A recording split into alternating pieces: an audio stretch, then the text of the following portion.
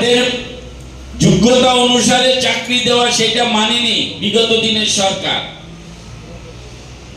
যোগ্য ব্যক্তিদেরকে চাকরি না দিয়ে অযোগ্য ব্যক্তিদেরকে দিয়েছিল এবং তারা ছিল কোনো একটা দলে, বিগত দিনে যে সরকার চালিয়েছিল সেই দলে তারা ক্যাডার ছিল বলে তাদেরকে দেওয়া হয়েছে এবং অনেক ক্ষেত্রে চাকরি বিক্রি করা হয়েছিল। বিগত দিনের সরকারের ক্যাডাররা, নেতারা চাকরি বিক্রি করেছিল।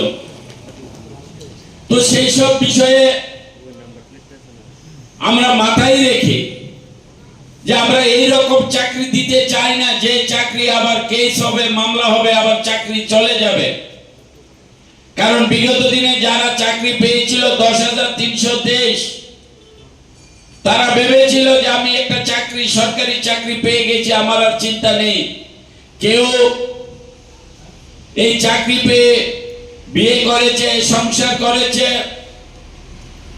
কেউ এই চাকরি পেয়ে বাড়িঘর করেছে, ব্যাংক থেকে লোন নিয়েছে।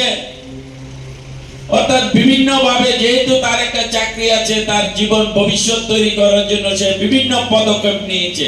কিন্তু যখন চাকরি চলে গেছে, ওই ব্যক্তিগুলি দিশারা হয়ে গেছে, অসহায় হয়ে গেছে, অনেকে আত্মহত্যা করেছে। আর তার জন্য দায়ী ছিল বিগত দিনের সিপিএম সরকার, যারা এই ধরনের অবৈধ চাকরি দিয়েছে। কিন্তু আমরা এইগুলিকে সাবধানতার সহিত আমরা মানুষের কর্মসংস্থানের ব্যবস্থা করছি।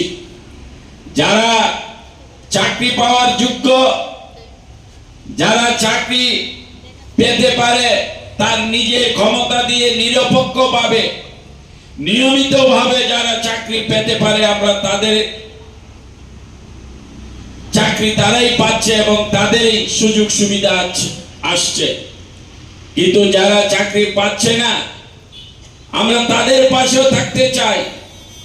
আমরা তাদেরও যেন কোনো একটা গতি হয়, তাদের যেন তারা তাদের পরিবার নিয়ে, পিতা মাতা নিয়ে, সংসার নিয়ে চলতে পারে।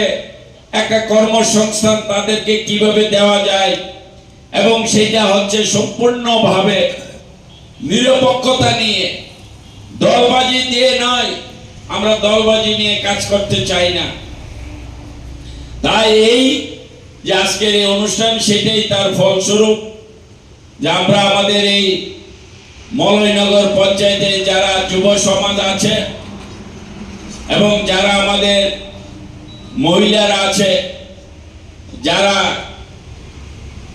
কাজের মাধ্যমে, যারা নিজেদের পরিশ্রমের মাধ্যমে যারা রুজি রোজগার করতে চায়, আমরা তাদের আজকে